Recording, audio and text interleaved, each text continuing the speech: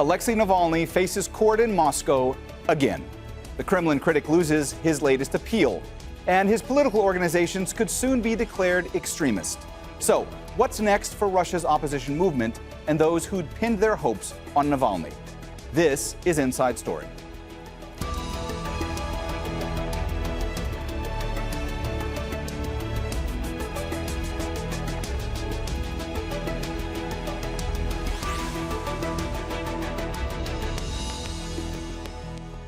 Hello and welcome to the program. I'm Mohammed Jamjoom.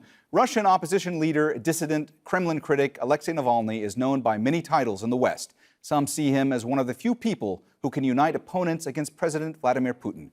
But nowadays, he's limited to speaking his mind in court or in jail. On Thursday, he lost an appeal against his latest conviction. And Russia's financial watchdog has added his campaign offices to a list of so-called extremist organizations ahead of a court decision to outlaw them. His allies are disbanding, but say they're determined to fight on. Bernard Smith reports from Moscow. On a poor quality video link from a prison hospital, Alexei Navalny looked thinner. He's lost 20 kilos since his return from Germany in January. Telling his wife Yulia and the rest of the court he's eating a few spoonfuls of porridge after ending a 3-week hunger strike. This hearing was an appeal against Navalny's conviction for defamation.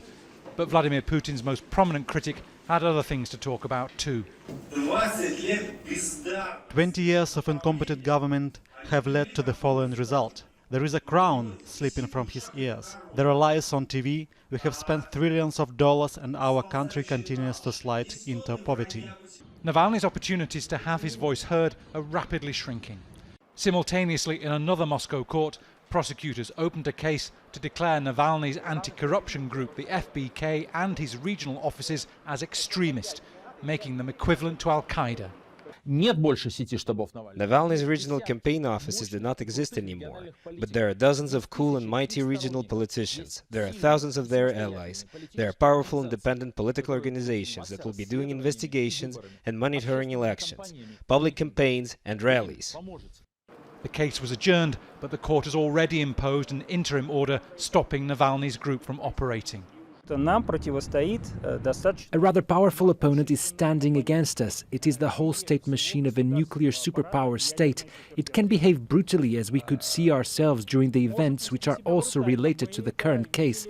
We are defending the truth. We believe that our client FBK is a fair organization which does not violate any law.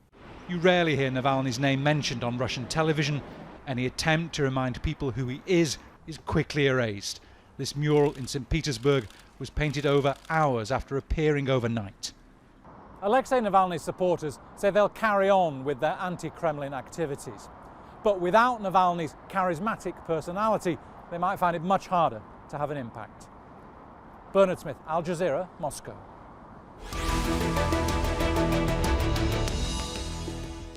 All right, let's bring in our guests in Moscow. Alexander Soloviev, board member of Open Russia, an opposition group. In Vancouver Island, Michael Bociurkiw, global affairs analyst and former spokesman for the Organization for Security and Cooperation in Europe, or OSCE. And back in Moscow, Maria Lipman, senior associate at the Institute for European, Russian, and Eurasian Studies at George Washington University. A warm welcome to you all. Maria, let me start with you today. This move to ban all Navalny's political organizations, to declare them extremist, I mean, Navalny's supporters see this as an inevitability at this point, right? I mean, that's why offices are in the process of being disbanded, correct? Yes, this is correct. And I think the government is out to destroy Navalny's organizations, formal and informal. And actually, it is on a broad campaign to destroy anything and anyone who dares express open and vocal disloyalty to the regime. It is not limited to Navalny himself and his organizations. It goes much broader to some media outlets, to lawyers, to non-government organizations. And it seems that the campaign will continue, and the government is very serious about it. It is determined to put an end to open disloyalty. Alexander, picking up on the point that Maria was making there, let me ask you, how dangerous will this extremist label make things for Navalny's supporters, for staff members at his organization? And does this extremist designation mean that staff and supporters are going to be potentially facing prison time? Well, despite the fact that we've already had a totally clearly political article on undesirable organization for more than 6 years, this is a totally new level of pressure. Because if your organization or you personally or just a number of people, which is also allowed to call a number of people extremist organization without even having legal entity, if you are being called this extremist label, or if you've been given this label, that means that anything that concerns you, even in the past, yes, that's still possible in Russia. Even in the past, when it was legal, may be used as the tool to say that you are also extremist. Even if you've been given legally, you've been donating money to them. Even if you shared their post, even if you liked their post, this is unprecedented level of pressure. But I think that still doesn't mean that. Their net is going to be destroyed for 100%. I think even if they continue making the videos on anti-corruption videos, which sometimes get something like more than 100 million views, it's already going to be great. Michael, there are a lot of analysts in the past who had suggested that President Putin would not publicly go after Alexei Navalny in too harsh of a way, suggesting perhaps that Putin was worried of how much of a threat Navalny could be. But it seems now that President Putin is really no longer tolerating Navalny, right? Absolutely. He's now, through these actions with our fellow guests I've described, he's really expressed his kind of what a big threat Navalny is. And I should say that, you know, one thing we've looked at, we've seen from COVID-19 is that a lot of strongmen and authoritarian regimes have used the pandemic to, let me put it this way, to level the playing field in their favor. So that's exactly what's happening right now. I would describe the actions as chilling, as scary, that there's no limit to it. They've gone after political opponents, but they haven't finished. They're also going after media. You'll see liberal media outlets closed down. You'll also see artists already under scrutiny and will be intimidated. And then the thing that worries me too is list of countries, including Canada, where I am right now, will be labeled as unfriendly countries. And what that means on a practical ground is that Russian staff of various Western embassies will be not allowed to be working there. One more quick thing, if I can, is another big difference between now and, say, the Cold War, which was a very chilling atmosphere, is that the regime or the Putin administration has technology on their side. So it's much more easier for them, in a sense, to go after their critics, looking at their digital footprints, that sort of thing, to persecute them. It's a very, very scary atmosphere right now, I would say. Maria, if I could zoom back a bit with you for a moment and talk about, tactics in the past versus tactics now. I mean, in the past, what we would typically see in Russia, prosecutors going after opposition figures like Alexei Navalny or others in a more indirect way, say utilizing laws that weren't necessarily related to their political activities, or banning them from holding gatherings, saying that they didn't have the correct permits. I mean, that's just one example. But now, I mean, attempting to declare Navalny's organization as extremist, how much of a break is this from the tactics of the past? I see this as a radical break. And if we look at Alexei Navalny personally, for quite a while, for many years actually, the government obviously preferred to have him at large than in jail. The government, of course, always kept him under pressure. He was under house arrest, under administrative arrest. He was in jail for a while, but never for too long. He was harassed. He was persecuted, prosecuted, constantly under pressure. However, in general, he remained at large. Apparently, the government thought during that whole period that Navalny would be more dangerous if he is jailed, that would produce public outrage and people in the streets, and the government sought to avoid that. The breaking point, the turning point was this past summer when Navalny was poisoned, whether this was an attempt to assassinate him or to scare him.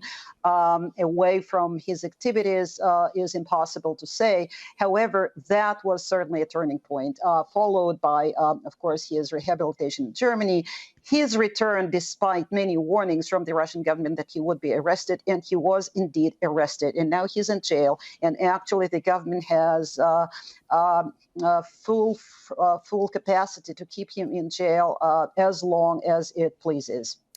Alexander, we mentioned earlier in the show that Russia's financial monitoring agency has now added Navalny's network of regional campaign offices to a list of organizations involved in what they call terrorism and extremism. Does that essentially make it impossible for Alexei Navalny's organization and his supporters to raise money going forward?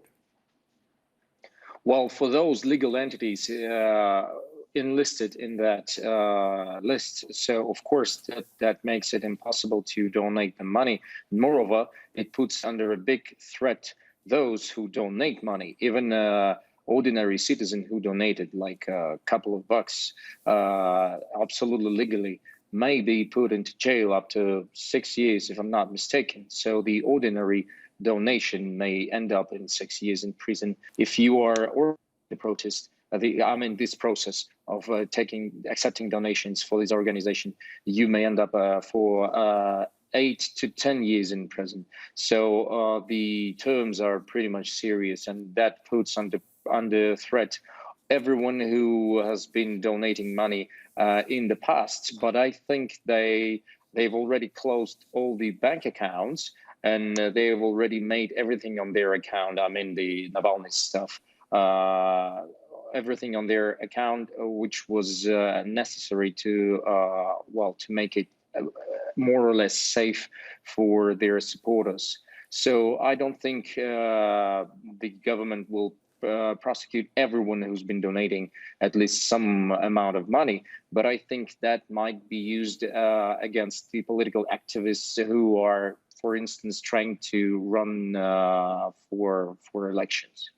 Michael, how formidable was this nationwide political infrastructure that Navalny and his supporters had built up across the country? And is it, from your point of view, is it effectively destroyed now? Yeah, well, the strength that they had, and I think the strength that they had over the regime was technological, the social media prowess.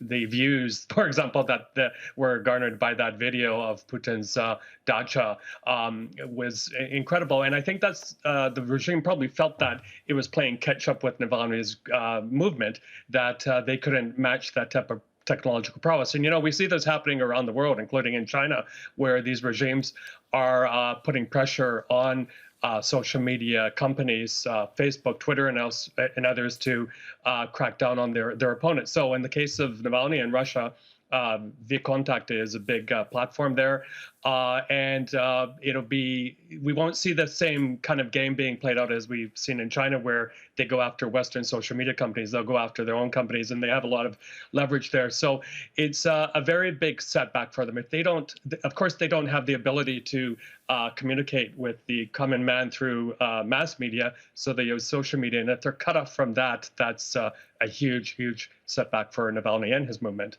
Maria, from your perspective, do members of the international community who support Alexei Navalny really know who he is? I ask this because a lot of the way that he is represented, especially in the media in the West and in other countries, it highlights the fact that he's a dissident, that he's an activist, a lawyer, an opposition leader, but a lot of the time it leaves out his history of ties to nationalist groups, right?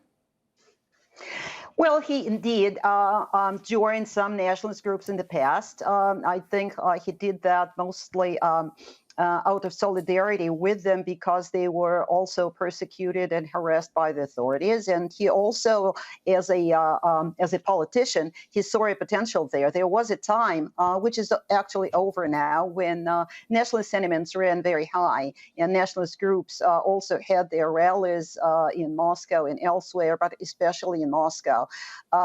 So as a politician, he saw a potential for support. So if this is a constituency, a sizable constituency, then he cannot ignore it.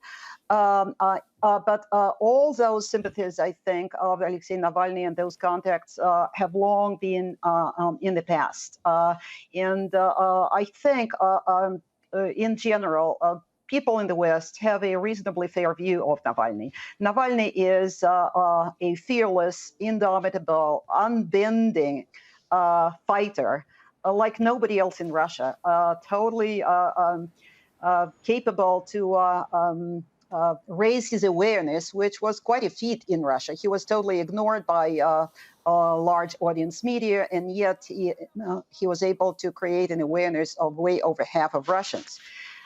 He also demonstrated that he's unafraid and continued his crusade against corruption for years on end. He also has this amazing talent of explaining very complicated corruption schemes in an easy and funny way, which is also to his credit. So I think his contacts and sympathies for nationalism is a tiny element in his long road to public awareness in Russia. Alexander, what do you think? I mean, are there supporters of Alexei Navalny in Russia that are troubled by his history of ties to nationalism? I should be honest with you that even me, for instance, I should be. A lot of people think that I should be offended by his past because I come from a mixed family, but I'm not, because he has never expressed the ideas of of shaming people like me or something like that. Because well, Maria described it quite well, because that was a long time ago, and that well, he never actually headed any kind of nationalist movement. And you should also bear in mind that the nationalist movement of 20 years ago in Russia, that was not actually necessarily the nationalists in the nowadays understanding, because that was a bit different movement, which sometimes included people who were like almost Nazis, but from the other hand, the majority of them were absolutely like normal people who were just not happy with the situation with the immigrants, and who were not against the immigrants, but who were just like threatened by the fact that the situation is not. It looked like the situation was not controlled by the authorities, and we had like chaos in that sphere. But well, I do not think this is good. I mean, this part of his past. But I also don't think that this must be something that, like, you know, puts the cross on his future in politics. Michael, Alexei Navalny is no doubt a darling in many countries in the West. You know, the media really presents him in a very heroic way. World leaders talk about him very admiringly. In some sense, we've seen this kind of thing happen with other opposition figures. We've seen this kind of thing play out with Juan Guaido in Venezuela, with Aung San Suu Kyi in Myanmar. Is this the same, in some ways, a similar narrative playing out here with what we're seeing with Alexei Navalny? Yeah, absolutely. And also the Belarus opposition leader. And by the way, I think that's one reason why Navalny came back. He knew the threat that was he was being faced with, that he was afraid he would end up in the political wilderness and perhaps being even branded by Russian people or the regime as a foreign agent. But yeah, you know, the sad thing right now, you mentioned, for example, Aung San Suu Kyi, the diplomatic toolbox is very empty right now for the West. There aren't beyond sanctions, what else can they do? So I think, you know, if I were a Western policymaker, I would be confused at the moment on what the next move is. And, you know, when it comes to Navalny, or when it comes to the brutal regime in Myanmar and other places, I think rhetoric, statements of concern don't work anymore. You have to go for the hardcore stuff. And what I mean by that in Russia's case is removing them from the international financial system. It's the nuclear option, but I think it's the only way where it's the only option where Russia, the Kremlin, is very terrified of happening to them.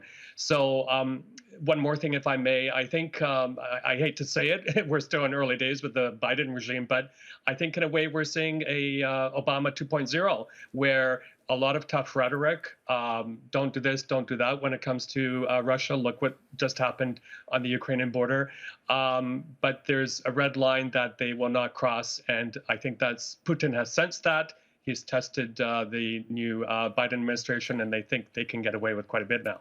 Maria, the fact that Navalny is still making headlines, even from behind bars, the fact that there are videos of him now from his last court appearance in which he is criticizing Vladimir Putin, is this damaging in Russia to Putin right now?